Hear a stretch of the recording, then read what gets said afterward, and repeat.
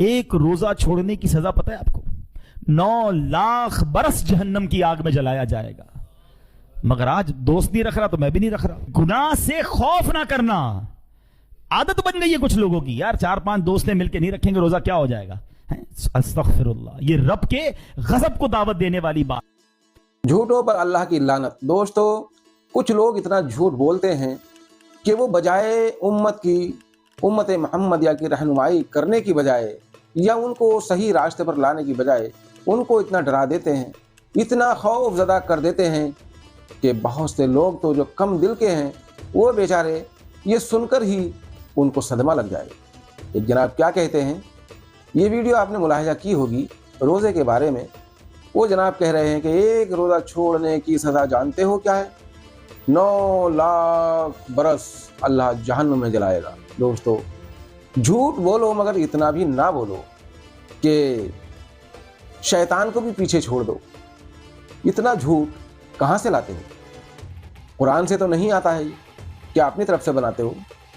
क्या तुम्हारी किताब और है, कुरान और है, या तुम्हारा खुदा और है? खुदा का खौफ करो।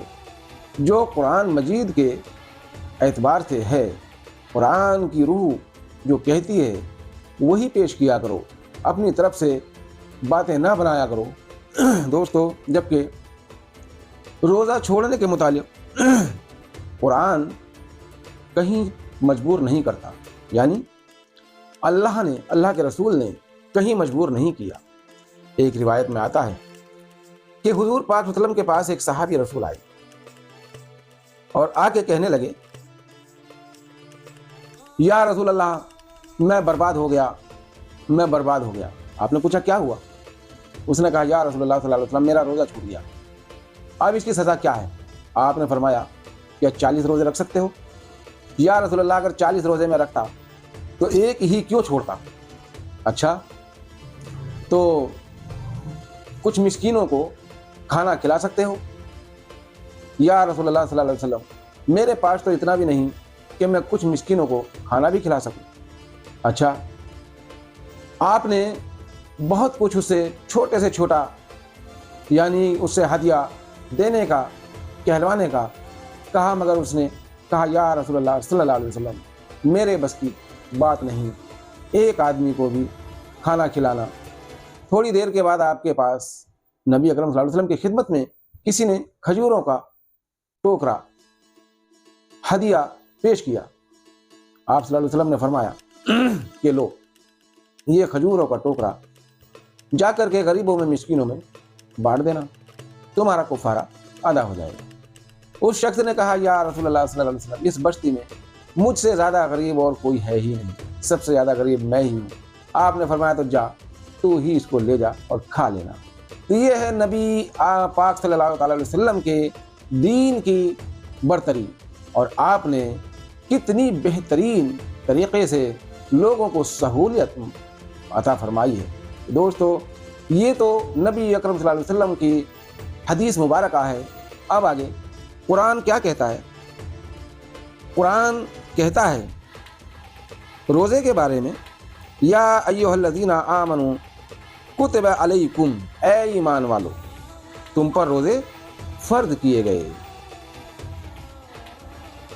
अलैकुमुस्सियाम कमा कुतिबा अलल्लज़ीना मिन क़ब्लिकुम लअल्लकुम तत्तक़ून अय्यामम मअदूदात। क्या फरमाता है? तुम पर रोज़े फ़र्ज किए गए जैसे कि अगलों पर फ़र्ज हुए थे, कि कहीं तुम्हें परहेज़गारी मिले। किस लिए रोज़े फ़र्ज किए अल्लाह ने? ताकि हम गुनाहगारों को परहेज़गारी मिले।